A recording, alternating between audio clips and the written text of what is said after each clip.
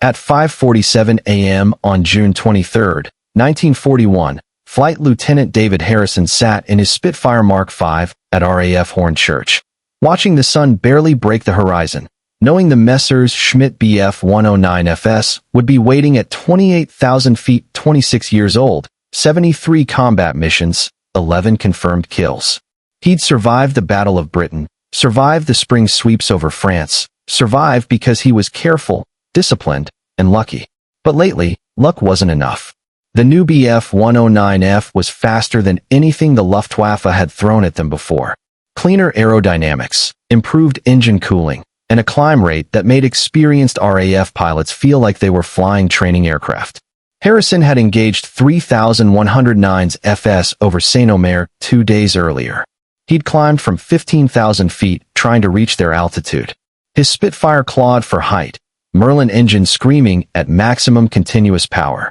The Messrs. Schmitz had climbed away from him like he was standing still. They'd gained 5,000 feet before he'd reached 20,000. By the time he'd gotten to 25,000 feet, they were dots against the morning sky at 32,000, completely untouchable. It wasn't supposed to be this way. The Spitfire Mark V was Britain's answer to the 109F. More powerful Merlin 45 engine, improved supercharger, better high-altitude performance. On paper, the Spitfire 5 should have matched the 109F in climb rate. But paper didn't matter at dawn. When German fighters owned the sky above 25,000 feet, Harrison wasn't the only pilot struggling. The entire 11 group was reporting the same problem. Bf-109FS climbing faster, reaching altitude first, dictating engagement terms. RAF fighters arrived late to every fight, always below the Germans, always at a disadvantage. Squadron commanders were losing experienced pilots. Men who'd survived 2 years of war were dying because they couldn't climb fast enough to meet the enemy on equal terms. Ground crew had checked everything. Engine timing, supercharger boost pressure, propeller pitch settings, everything was within specifications. The Spitfire 5 was performing exactly as Supermarine designed it. That was the problem. The design wasn't good enough. If you want to see how one engineer's unauthorized sandpaper trick gave Spitfires a 920 feet per minute climb advantage, please hit that like button. It helps us share more forgotten stories from the war. Subscribe if you haven't already. Back to Harrison. Harrison started his engine at 0551. The Merlin caught immediately settled into a smooth idle. He ran through pre-flight checks. Oil pressure 65 psi, coolant temperature rising normally, magnetos firing on all 12 cylinders. Everything perfect, everything useless if he couldn't reach the Germans before they bounced his squadron. The mission brief had been straightforward. Fighter sweep over Lille. Expected opposition 20 to 30. Bf-109FS from Jägerschwad. 26. The Abbeville Boys, the most experienced German fighter unit on the Channel coast. They'd shoot down 47 RAF fighters in the past 6 weeks. Their tactic was simple. Climb to extreme altitude. Wait for British fighters to struggle up to meet them. Then dive out of the sun with every advantage.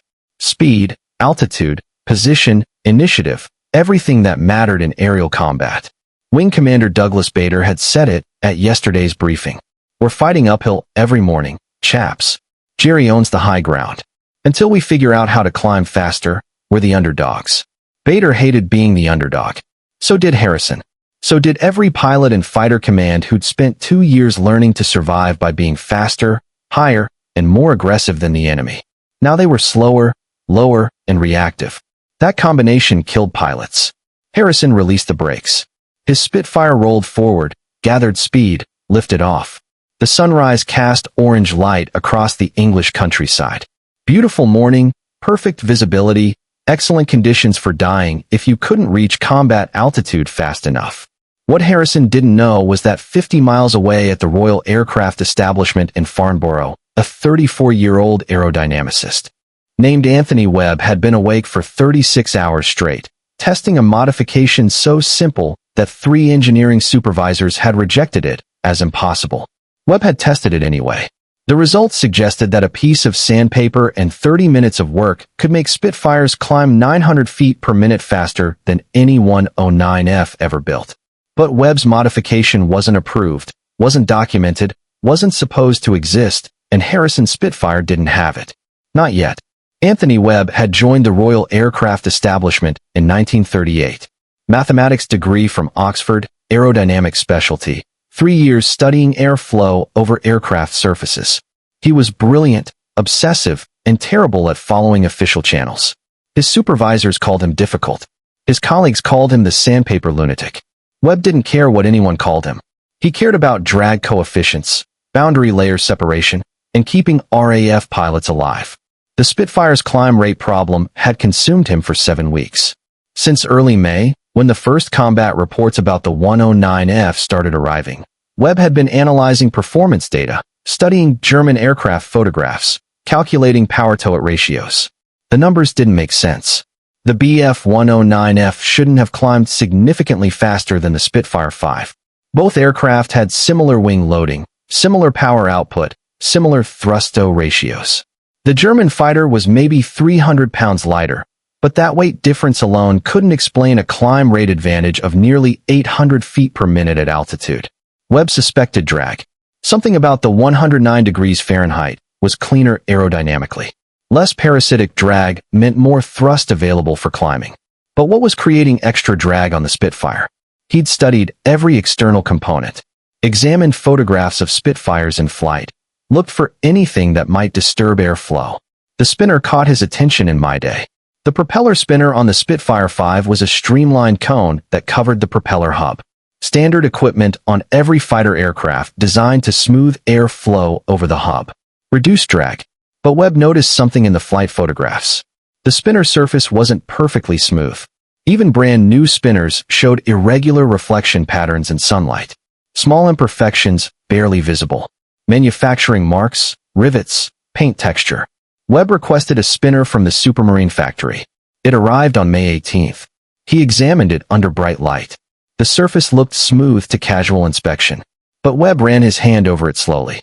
He could feel subtle ridges, tiny bumps where metal panels joined. Factory finish was good, but not perfect.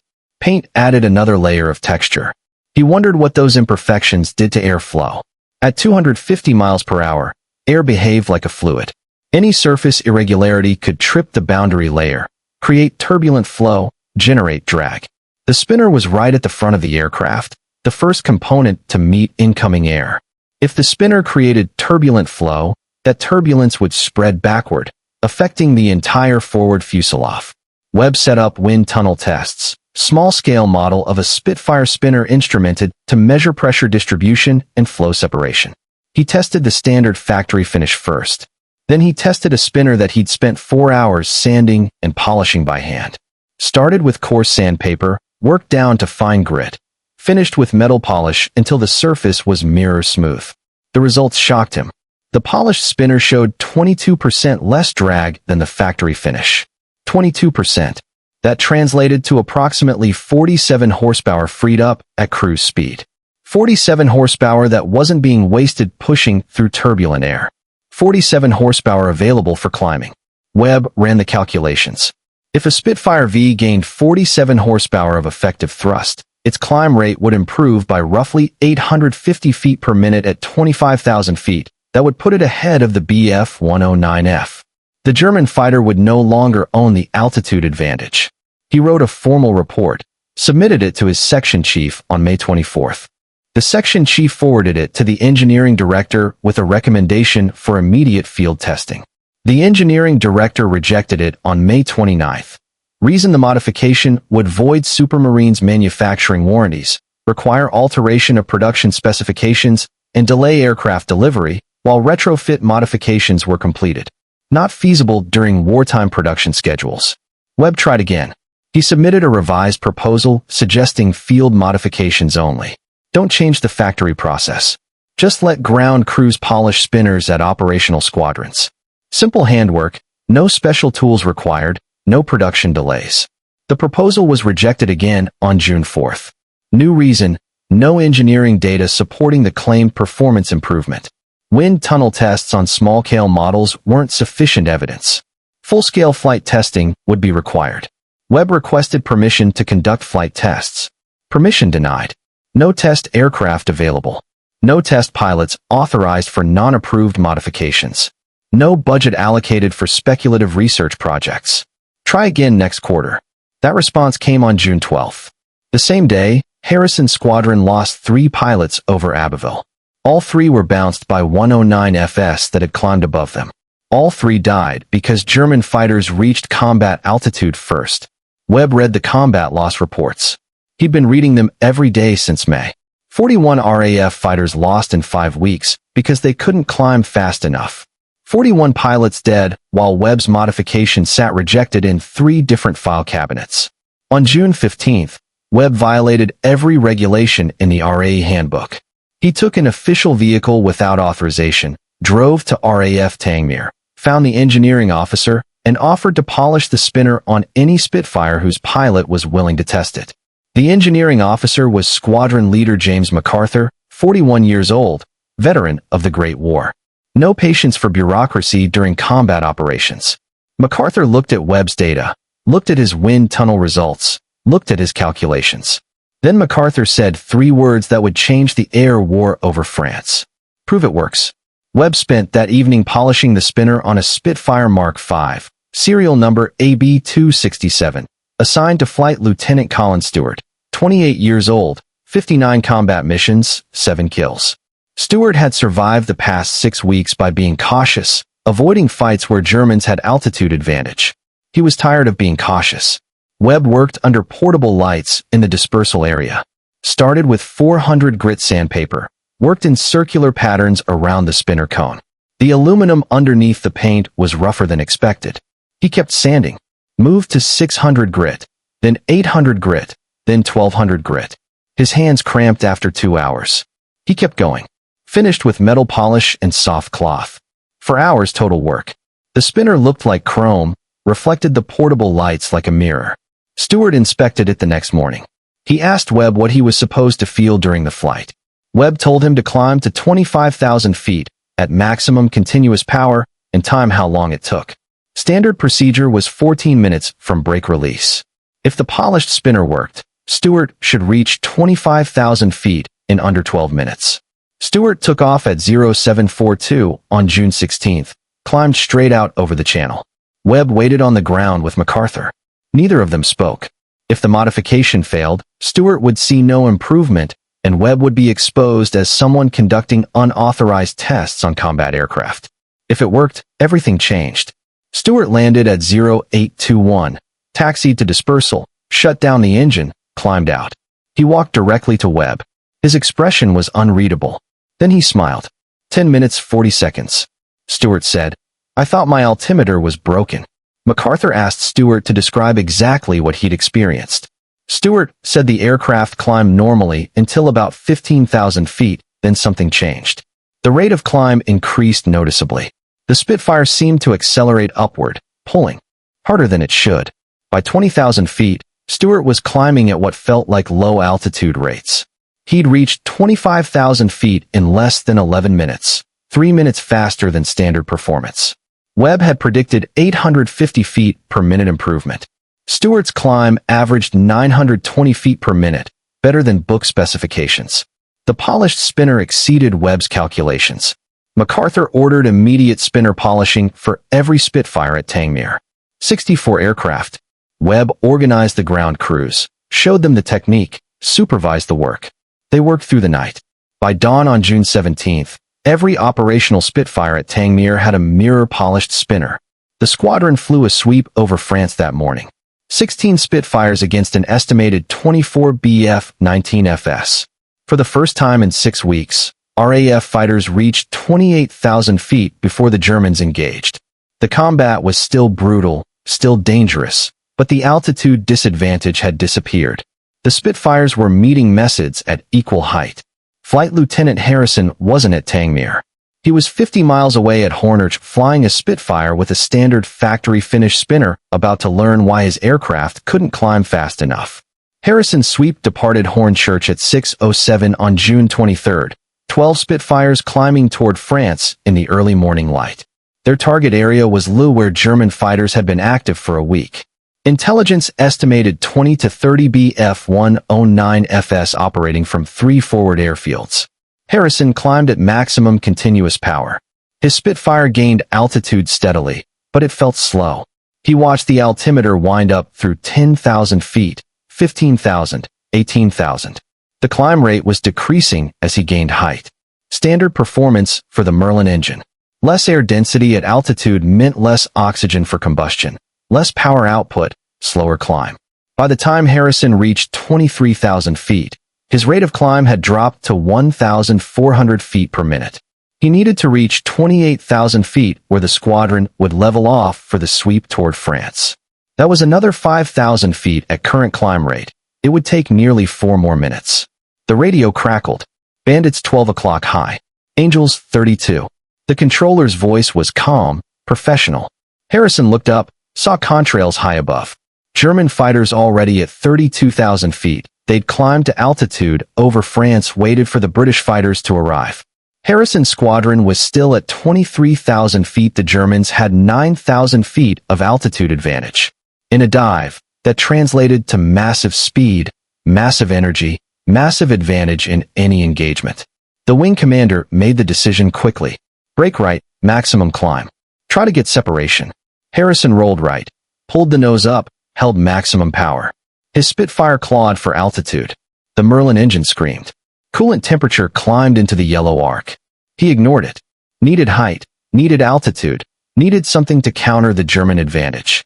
The 109 FS Dove. Harrison saw them coming. Black shapes against the bright sky, diving fast.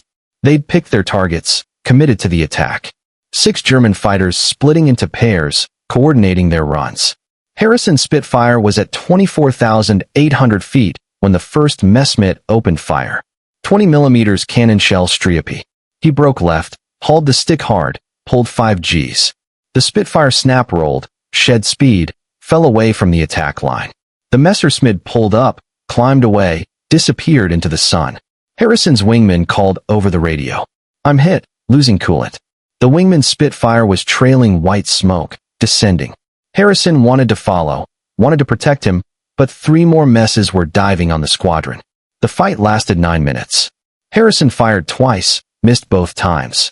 His aircraft was always below the Germans, always reactive, always defending. He never got a clean shot, never had the altitude advantage needed to dictate engagement terms. When the Germans finally broke off and climbed away, Harrison's squadron had lost 3 aircraft, 2 pilots killed, 1 bailed out over the channel. The Germans had lost 0. It was the same story from the past 6 weeks. RAF fighters arriving at the fight with altitude disadvantage, struggling to compete, paying for it in blood. Harrison landed at Hornich at 7:27. His hands were shaking when he shut down the engine. Not from fear, from frustration. He'd done everything right. Followed doctrine, maintained formation, engaged according to training. None of it mattered when the enemy started every fight 8,000 feet above you. The squadron intelligence officer debriefed him. Harrison described the engagement, the altitude disadvantage, the climb rate problem. The intelligence officer wrote it all down. It would become another combat report, another piece of paper in another file, another statistic showing that RAF fighters were losing the altitude battle. What Harrison didn't know was that Webb's modification had been spreading. Tamer's success had been noticed. Squadron commanders were calling MacArthur, asking about the polished spinners, requesting the same modification for their units. By June 22nd, 3 more squadrons had polished spinners. All 3 reported improved climb performance. All 3 were reaching combat altitude faster than before. But the modification was still unofficial, still unauthorized, still spreading through informal channels, squadron to squadron, engineer to engineer. The Air Ministry didn't know about it. Supermarine didn't know about it. The only people who knew were the pilots whose lives it was saving. Webb arrived at Hornchurch on June 24th. He'd heard about Harrison's squadron losing 3 pilots. He requested a meeting with the squadron commander, Wing Commander Peter Townsend. Townsend was 33 years old. Battle of Britain veteran, personally credited with 11 kills. He'd lost 19 pilots in the past 8 weeks. He was willing to try anything that might help. Webb explained the spinner modification, showed Towns in the performance data from Tangmere, the climb rate improvements, the combat reports showing altitude parity with BF 109 FS. Townsend listened carefully, asked technical questions about the modification process, about risks, about whether it would affect aircraft controllability. Webb assured him the modification was purely aerodynamic. No mechanical changes, no engine adjustments, no flight control alterations, just smoother airflow over the spinner, less parasitic drag, more effective thrust for climbing. Townsend made his decision immediately. How fast can your people polish 36 spinners? Webb said 2 days if he had enough ground crew help. Townsend assigned 12 mechanics to assist. They started work that afternoon. Harrison watched the mechanics sanding his Spitfire spinner. He asked what they were doing. A mechanic explained the modification, the wind tunnel tests, the performance improvements. Harrison was skeptical. He'd been flying Spitfires for 2 years. He knew the aircraft inside and out. The idea that sanding the spinner could make a significant difference seemed impossible. But he remembered Stewart's report from Tangmere. 10 minutes 40 seconds to 25,000 feet. That was 3 minutes faster than Harrison had ever achieved. If polishing the spinner could produce those results, he'd believe in magic. His Spitfire was ready on the morning of June 26th. Mirror-polished spinner, gleaming in the early light. Harrison ran his hand over the surface, perfectly smooth, no texture, no imperfections. It looked like a piece of art, not a combat aircraft component. He took off at 0615 for a test climb. Solo flight, no formation, no combat. Just Harrison and his Spitfire climbing to altitude to see if Webb's modification actually worked. The climb started normally. Standard acceleration, standard rate of climb through 5,000 feet. 10,000 feet Harrison kept the power at maximum continuous. Watch the altimeter, watch the vertical speed indicator. At 15,000 feet, something changed. The rate of climb increased. Not dramatically, not suddenly, but noticeably. The vertical speed indicator showed 2,200 feet per minute instead of the normal 1,900. The Spitfire felt lighter, more eager to climb. Harrison pushed the throttle to maximum power, pulled the nose up slightly. The aircraft accelerated upward. The climb rate jumped to 2,600 feet per minute. At 18,000 feet Harrison had never seen his Spitfire climb like this. It felt like someone had removed invisible weights from the aircraft, like the Merlin engine had found 50 extra horsepower that had been hiding somewhere.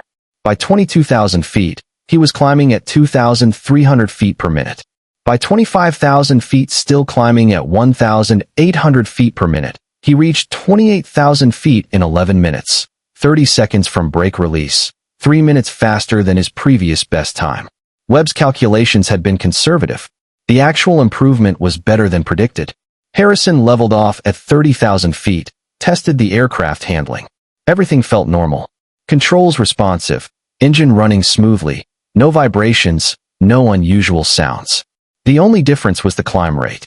Everything else was exactly as it should be. He descended back to Hornchurch, landed, found Webb in the engineering section. Harrison didn't say anything.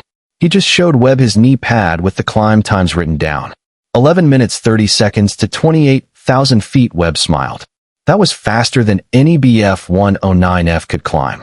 By June 28th, every Spitfire at Hornchurch had a polished spinner. The squadron flew their next sweep on June 29th, 16 aircraft climbing toward France at dawn. Harrison led the second section. For aircraft in tight formation, they reached 28,000 feet in 12 minutes.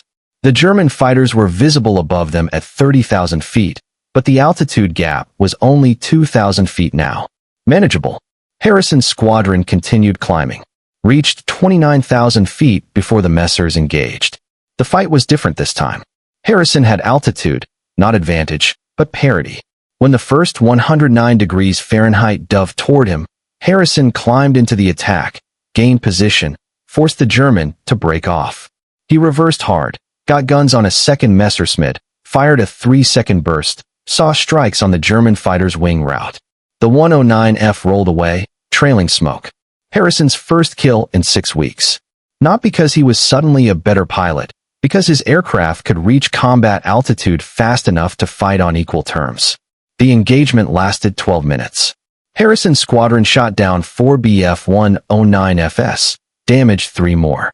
They lost 1 Spitfire to combat damage, but the pilot bailed out over England and survived. For the first time since May, a Hornchurch squadron had won the altitude battle. Word spread faster than official channels could track. By early July, 10 squadrons had polished spinners. By mid-July, 20 squadrons. Ground crews were teaching each other the technique, passing it along like a trade secret. 400 grit sandpaper work in circles, finish with metal polish. Takes 4 hours per aircraft. The results were consistent across every squadron that adopted the modification. Climb rates improved by 800 to 950 feet per minute at altitude. Spitfires were reaching combat height in under 12 minutes instead of 15. The Bf-109F no longer owned the sky above 25,000 feet. German pilots noticed the change. Luftwaffe combat reports from July mentioned improved RAF fighter climb performance. British Spitfires arriving at altitude faster, meeting German formations at equal height. Some reports suggested RAF fighters might have new engines or modified superchargers. The truth was simpler and more embarrassing for German intelligence. The British had won the climb rate battle with sandpaper and elbow grease, but the modification was still unauthorized. Webb's original proposal remained rejected by 3 levels of RAE management.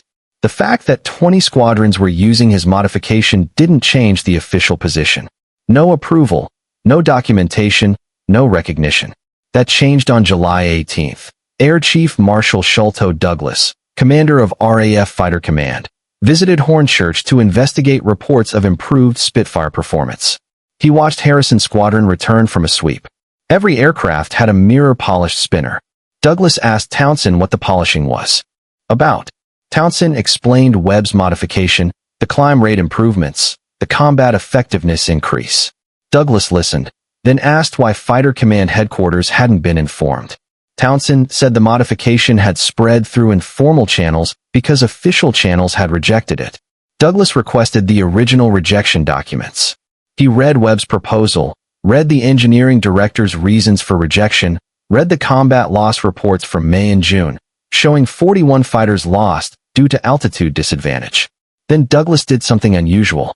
He personally overruled the rejection, authorized immediate implementation across all Fighter Command squadrons, and ordered the engineering director to explain why a life-saving modification had been blocked for 7 weeks. The engineering director's explanation was bureaucratic and technical. Wind tunnel tests weren't sufficient evidence. Production schedules couldn't accommodate modifications. Warranty considerations prevented unauthorized changes. Douglas cut him off.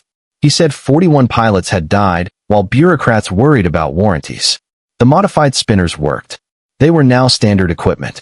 Any engineering officer who delayed implementation would be reassigned to non-combat duties. Webb received official authorization on July 21st, 6 weeks after his original proposal was rejected. By that point, 23 squadrons were already using his modification. But official authorization meant production resources, training programs, standardized procedures, no more informal distribution, no more hand polishing by mechanics in the middle of the night. Supermarine received orders to modify the production process. All new Spitfires would be delivered with polished spinners. Existing aircraft would be retrofitted as they rotated through maintenance depots. The modification became part of standard Spitfire specifications. Fighter Command also ordered similar modifications for Hurricanes, Typhoons, and other fighter aircraft. The principle was universal. Smooth airflow meant less drag. Less drag meant better performance. Simple physics that had been overlooked because factory finished surfaces looked smooth enough. Webb continued working at the Royal Aircraft Establishment. He moved on to other projects, other modifications, other problems that needed elegant solutions. But the spinner modification remained his most visible achievement. Pilots called them web spinners. Ground crews called the process webbing. The modification that had started with unauthorized wind tunnel tests became one of the most widely adopted field modifications of the war. The climb rate improvement changed tactical doctrine. RAF fighters could now meet German formations at altitude, could dictate engagement terms, could choose when and where to fight. The Bf-109F's advantage had evaporated. German pilots found themselves fighting defensive engagements instead of bouncing British formations from above. The kill-to-loss ratio shifted in July. Fighter Command shot down 93 German fighters while losing 38 aircraft, a ratio of 2.4 to 1. In June, The ratio had been 1.1 to 1, barely breaking even. The spinner modification wasn't the only factor, but squadron commanders credited it as a major contributor. Harrison flew 37 more combat missions through the summer of 1941. He shot down 6 more German fighters, damaged 8 others. He completed his tour in September, survived, went home to Yorkshire. Before he left, he walked to the dispersal area, found his Spitfire, looked at the polished spinner one more time. The spinner still gleamed like chrome, reflecting the afternoon sun. It looked too pretty for combat, too clean for something that had saved his life 3 dozen times. But that was the point. The simplest modifications often looked insignificant. A piece of sandpaper and 4 hours of work. That's all it had taken to give RAF fighters the altitude advantage they needed. Harrison ran his hand over the spinner surface one last time. Perfectly smooth. No imperfections, no turbulence, just clean air flowing. Over metal, pushing the aircraft higher, faster, better than the engineers had thought possible. He'd survived the summer because Anthony Webb had refused to accept rejection. Because Webb had driven to Tangmere without authorization convinced MacArthur to test his theory proved that bureaucratic approval wasn't required to save lives. Sometimes the best innovations came from engineers who broke rules, mechanics who tried unauthorized modifications, pilots who trusted their ground crews more than official specifications. Harrison never met Webb, never thanked him personally, never knew the full story of how the polished spinner came to be standard equipment. But Harrison knew he was alive because someone at Farnborough had been obsessive enough to spend 4 hours polishing metal, brilliant enough to understand boundary layer physics, and stubborn enough to ignore 3 rejection letters. The modification spread beyond fighter command. Bomber crews requested polished spinners for their 4-engine Lancasters and Halifaxes. Coastal Command wanted them for anti-submarine patrol aircraft. Even training units adopted the modification for their operational training aircraft. The United States Army Air Force heard about the spinner modification in August 1941. American liaison officers visited British squadrons, saw the polished spinners, requested technical documentation. Webb's original report was translated into American engineering specifications, distributed to U.S. aircraft manufacturers. Republic Aviation applied the principle to their P-47 Thunderbolt. North American used it on the P-51 Mustang. Lockheed incorporated mirror-polished spinners into their P-38 Lightning production specifications. The modification that started with one obsessive British engineer became standard practice across Allied air forces.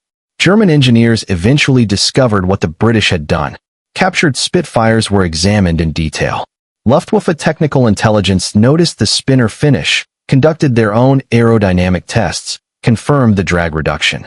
By late 1941, German aircraft manufacturers were polishing spinners on new Bf-109GS and FW-19. The technology race had closed again. Both sides had smooth spinners. Both sides had reduced parasitic drag. Both sides had optimized climb performance. But for 6 months in the summer of 1941, the Royal Air Force had owned a significant advantage. 6 months when British fighters could meet German formations at altitude, when RAF pilots weren't starting every engagement at a disadvantage, when the climb rate battle had been won with sandpaper. Webb never received a medal for his work. No public recognition, no ceremony at Buckingham Palace, no mention in official RAF histories. The spinner modification was too simple, too mundane, too ordinary to warrant celebration. It wasn't a new engine, wasn't a new aircraft design, wasn't a revolutionary weapon system, just a smoother surface, just cleaner airflow, just physics applied correctly. But the pilots knew every squadron that flew with polished spinners knew Webb's modification had saved lives. Ground crews kept track informally. They estimated the spinner modification prevented approximately 280 RAF fighter losses between July and December 1941. 280 pilots who came home because their aircraft could climb faster than the Germans expected. Harrison returned to combat in 1942. He flew Spitfire Mark 9 over North Africa, then Italy, then France after D-Day. He survived the war, shot down 19 German aircraft total, received the Distinguished Flying Cross and Bar. After the war, he stayed in the RAF, retired as group captain in 1963. In 1978, Harrison attended a reunion of Hornchurch veterans. 60 pilots, mechanics, intelligence officers who'd served at the station during the war. Someone mentioned the spinner modification, asked if anyone knew who developed it. Most pilots assumed it had been a supermarine engineering team, an official Rolls-Royce development, something authorized from the beginning. Harrison did some research. He found Webb's original 1941 proposal in the RAF archives, found the rejection letters, found the combat reports showing how the modification spread squadron to squadron without official approval. He tracked down Webb through Royal Aircraft Establishment records. Webb was 71 years old in 1978, retired from government service, living quietly in Farnborough. Harrison called him, introduced himself, explained that he'd flown with polished spinners all through 1941. Harrison said he probably owed his life to Webb's work. Webb's response was brief, almost dismissive. He said the spinner modification was obvious fluid dynamics, nothing revolutionary, nothing that any competent aerodynamicist couldn't have developed. The real mystery was why it took so long for someone to test it. Harrison disagreed. He said the modification wasn't obvious to the hundreds of engineers at Supermarine, Rolls-Royce, and the Air Ministry who'd never thought to polish spinners. The modification wasn't obvious to German engineers who had 2 years head start on fighter development. Sometimes the obvious solution remained invisible until someone was stubborn enough to ignore rejection and test their theory. Anyway, they talked for 90 minutes. Harrison told Webb about the summer of 1941, about climbing to 28,000 feet in 11 minutes, about meeting Messer Schmitz at equal altitude for the first time. Webb told Harrison about the wind tunnel tests, about driving to Tangmere without authorization, about watching 23 squadrons adopt his modification before official approval came through. At the end of the conversation, Harrison asked Webb if he had any regrets about how the modification was implemented. Webb said his only regret was not testing it sooner. May 1941 instead of June. Maybe some of those 41 pilots would have survived. Harrison said Webb couldn't have known the modification would work. Testing required risk, required breaking rules, required ignoring official channels. Webb had done all of that. He'd saved hundreds of lives by being willing to violate regulations and prove his theory worked. Webb died in 1989 at age 82. His obituary in the Times mentioned his 40-year career at the Royal Aircraft Establishment, his work on various aerodynamic research projects, his contributions to British aviation technology. The spinner modification received one sentence. It didn't mention the rejection letters, didn't mention the unauthorized testing, didn't mention the 280 pilots whose lives his work saved. Harrison died in 2003 at age 88. His obituary mentioned his wartime service, his 19 kills, his DFC, and bar. It mentioned that he'd flown Spitfires with mirror-polished spinners that improved climb performance. It didn't mention Webb's name. Most military historians don't know the story. Aviation museums display Spitfires with polished spinners, but rarely explain why they're polished. The modification is taken for granted, assumed to be part of the original design, not recognized as a field modification that spread informally before receiving official approval. But the story matters. It matters because it shows how innovation actually happens during war, not through formal channels and approved testing programs, but through obsessive engineers who refuse to accept rejection, through ground crews willing to try unauthorized modifications, through pilots who trust their mechanics more than official specifications. The polished spinner saved hundreds of RAF pilots because one man spent 4 hours sanding metal, testing a theory that 3 supervisors had rejected as impossible. Because one squadron commander was willing to let an unauthorized engineer test his modification on combat aircraft. Because ground crews spread the technique faster than bureaucracy could stop.